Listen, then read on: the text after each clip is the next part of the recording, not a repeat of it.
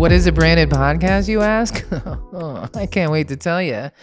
Ooh, a branded podcast is a business development tool that drives revenue and generates and creates strategic relationships.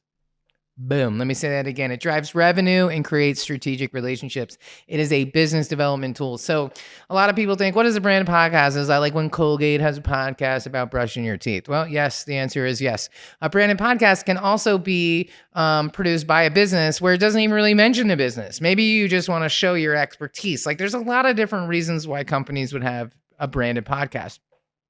And it doesn't just have to be companies. You could be an entrepreneur, you could be a coach, you could be a thought leader, you could be a huge company. All of those positions and people are open to having a podcast that could benefit them in a whole lot of ways. So let's talk about how a branded podcast could work for you. So let's talk about like the three pillars, right? Let's start from the very beginning. The three pillars of a branded podcast are this: strategy, production, and amplification, right? That's three things: strategy, production, and amplification. So a lot of people skip the strategy part, right? Why do you want to have a podcast? Oh, everybody's doing it. Your business coach told you it would be a good idea. Okay, yeah, I got that, right? But why? What's the goal, right? Like it's 12 months from now, you've been doing the podcast, it's a hit.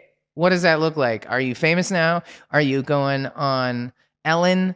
Do you have more clients? Are you getting more speaking engagements? Did you sell more copies of your book, right? Are you being seen as a thought leader in a specific space? Are you retaining clients? Like, you see what I'm saying? You see where I'm going with this? There are so many ways that a branded podcast can enrich your business and move your bottom line, right? So internally, right? If you're a large company and you have complicated products, or you have a staff that really doesn't like to read the letters from the president and doesn't seem to engage in your newsletters or email communications, I don't know if you guys have noticed this, but it seems like if you email people like 3 questions, they answer 1.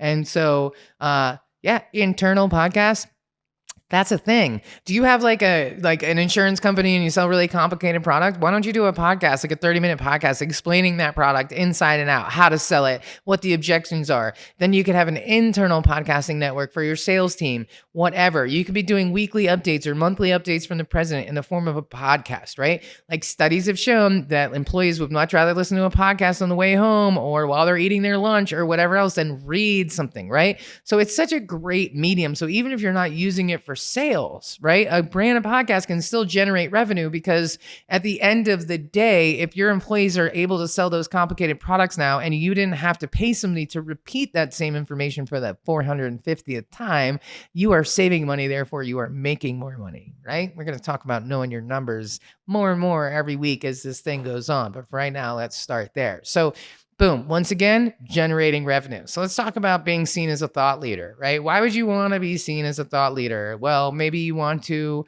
write a book eventually, or you want to get speaking engagements, or you're just trying to position yourself that way. Well, you could create a podcast, or you could go on other people's podcasts who are also like thought leaders and people in that space, or you could start your own podcast and invite them to be on there. Now, that might not drive revenue per se, the podcast itself, right? But what it'll do is it'll make people think that you're one of them. You're now one of those people. You're in that echelon of those group of people that you've been interviewing. So therefore, you just leveled up your status, which is therefore going to result in some revenue. It's going to generate some opportunities for you. There's no way that it can't, right?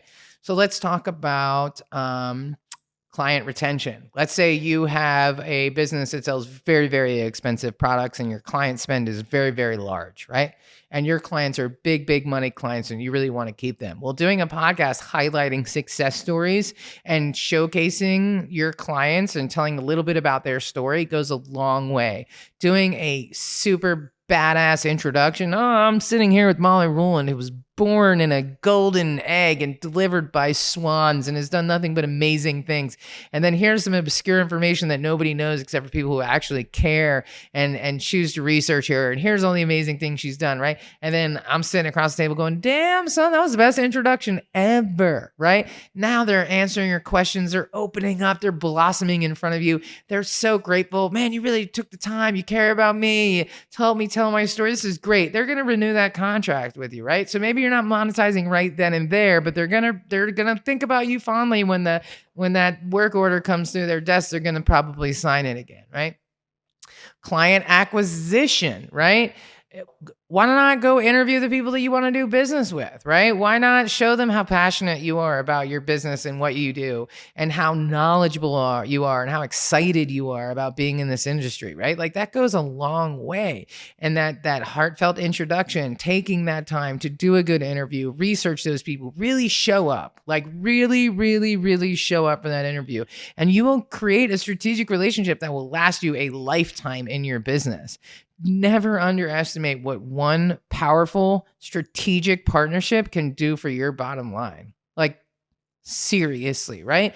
I think that a lot of businesses can operate and make a ton of money off of a very small amount of transactions. So unless you're doing like drop shipping or you're doing like minute transactional, like, profits, that's one thing. But I think the average small business, most likely you, right, is going to find a ton of value from a really well thought out strategic relationship. I'm going to say the word strategy and strategic so many times you're going to hate me. You can turn it into a drinking game if you want, right? But with a branded podcast, here's the doozy. With a branded podcast, the guest is more important than the audience. Do what, right? I know that's counterintuitive, right? You're trying to get on new and noteworthy and you want everybody to review your podcast, right?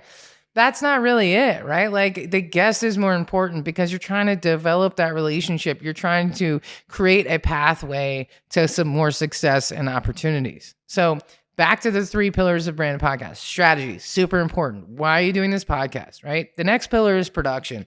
And so many people get lost in the sauce on this. And I just, it's like, come on, man, what are you doing? Right? Like people go to school for audio engineering. People go to school for video editing. People go to school for copywriting. Like this idea that as a podcaster, you're going to be able to do all of the things is insane. And if you're just doing like a passion project podcast and it's fun for you and you're talking about like songs you love or the nanny television show, whatever, right? Then do your thug thizzle and just work it out, do the best you can. But if you're producing a branded podcast to represent your business and you don't hire somebody to do that and you stick that work on your marketing person, like shame on you, dude. Like shame on you, dude and dudettes and non-gender specific humans listening to this. That is not it. And that is a really terrible use of your money because marketing managers and directors make a lot of money and you can save a lot of that money by hiring the right people to produce your content. So stop spending 10 hours on GarageBand. Stop trying to make audiograms. Stop making shitty graphics from scratch. Like just know when to hold them and know when to fold them. Again, if it's a passion project, sometimes you got to do it on your own. Or if you're an entrepreneur, solopreneur, right? You don't have a lot of scratch. I get it, right? But at the same time, spend $40 and have somebody edit your podcast. Don't spend 10 hours on GarageBand because here's what's going to happen, right? First of all, GarageBand sucks. Number one. Sorry, GarageBand. There goes my iTunes, my Apple, my sponsorship. Fuck. But the point is like, you're missing the third pillar, right? And the third pillar is amplification, right? And so you might have nailed the strategy and you thought up some great guests to bring in here and you're killing it, right? You got the production done. You did it yourself. It might sound like shit, whatever, but you spent all this time on that. Well, guess what? You tapped out. And then you don't even remember to tell your guest, hey, the podcast that you came on for me, thank you very much, is coming out in 2 weeks. And here's 3 graphics you can use. And here's 3 sample tweets that I wrote, tagging us in it to make it super easy. And here's where the video will be. And here's where the audio will be. And by the way, Molly, I'd love to have you on our board of directors. Or by the way, Molly, I'd love to talk to you about our products. Or by the way, Molly, right? Like, that's the runway, man. That is the opportunity. You are creating a relationship. So you need to nurture that relationship and so many people don't get this right. They completely neglect to tell the people, hey man, your podcast is coming out. That's a runway. That's an opportunity. That's a touch point to keep the conversation going with that person that you strategize to get across the table from you, whether it's in person or virtually, right? So if you don't put equal emphasis and love and weight onto the three pillars, then you best not do them at all, right? And so many people just get really caught up in the they're like a Atreyu in the swamp, right? Just slowly sinking into the depths of GarageBand and Audacity hell, right? Trying to level audio, and somehow you made the podcast sound worse than if you hadn't edited it, and then you totally just shit the bed because you're interviewing some random entrepreneur that has nothing to do with nothing. And then you didn't even tell them. So they didn't even tell their network that the podcast came out. And so now you just did all this work and you spent all this time doing this very lonely thing and it didn't work, or business owners who say, we'll just have the marketing department do that. Man, listen, I work with companies. Here's a great example, right? I work with the Atlantic Council. The Atlantic Council has a complete AV department. They do live streams, live events. They have camera crews. They have audio and video editing people. They have a badass team of people, right?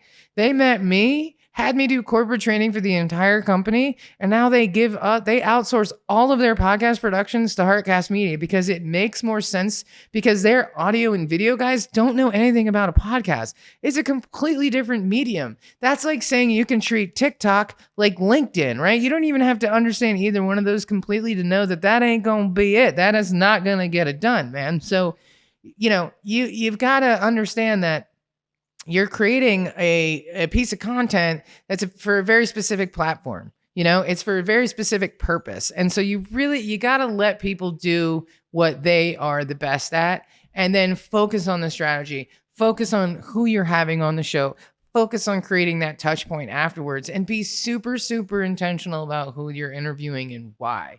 And that right there, those three pillars, man, that is it. And it took me a long time to kind of formulate that into some digestible bites because, it really matters. And even with some of our own clients, we produce this great content. We produce all these assets for them. We deliver them, and then they don't even post them on social media. That amplification piece is so, so important. So I'm always, always, always going to advocate for you to hire somebody and let people do what they are good at, right? Let people do what they excel at, and you do the same thing, right?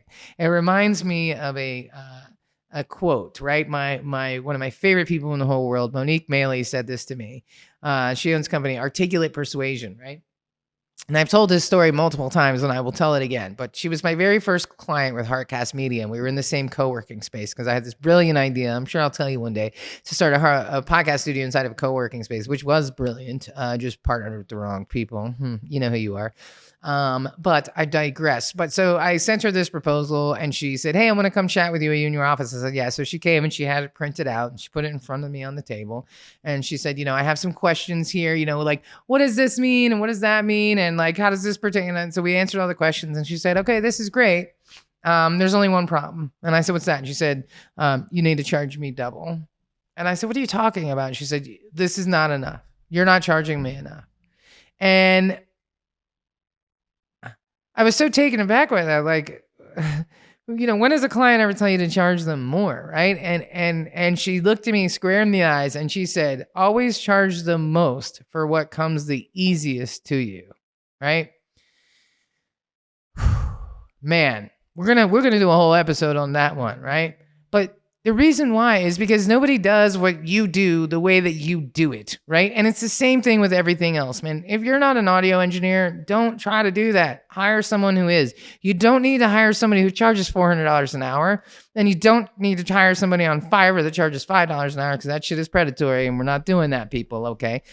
Pay people a living wage, because that's not a living wage anywhere in the world. But my point is, you got to know when to hold them, and you got to know when to fold them. And so I'm always going to recommend that you let people do things like do your oil change and do your taxes and produce your podcast so that you can focus on the strategy and the amplification. So there's my little rant. What is a branded podcast? Because it's kind of a new term. Not everybody's using it. I'm trying to keep the conversation going because I do think it's the future of audio and podcasting in a lot of ways. And I think I've seen it work for so many businesses and I love all of it. So if you've been wondering what a branded podcast is and how all that works, there's kind of the first dabble into that arena. I'm going to be talking a whole lot more about strategy, how to actually implement those things that I just briefly glanced over. We're going to cover all of it. We're going to learn some stuff. We're going to talk about case studies, things that are working, things that aren't working, how you could implement them in your business, all of that good stuff. So, if you're interested, right? If I piqued your attention and you want to know more, book a discovery call with me, man. You got 15 minutes with me. We can talk about your business, how a podcast would help you. Even if you produce it yourself or hire somebody else, that's cool, man. I want to do speed dating for branded podcasts. So book a call with me. I'll give you in 5 minutes. I guarantee you I can give you 3 ways a podcast would enrich your bottom line and your life, but a branded podcast. So that's enough for today. We're almost hitting our limit, or maybe even a minute or two past. So thank you for spending some time with me today. I hope you've got a little bit more knowledge on what a branded podcast is, and maybe you'll even check out one of ours. So until the next time, be excellent to each other, and I will see you on the flip side. Thank you for tuning in to the Next 100, sponsored by Heartcast Media. We are a digital media creative agency focusing on branding, marketing, strategy, and amplification. From personal branding to podcasting, we've got you covered. And to continue this conversation, join me on Instagram. My personal account is Molly D. Ruland, and of course, you can also find us at Heartcast Media. That's where the really good stuff is going down. So join me there. Let's continue the conversation, and until next week, have a good one.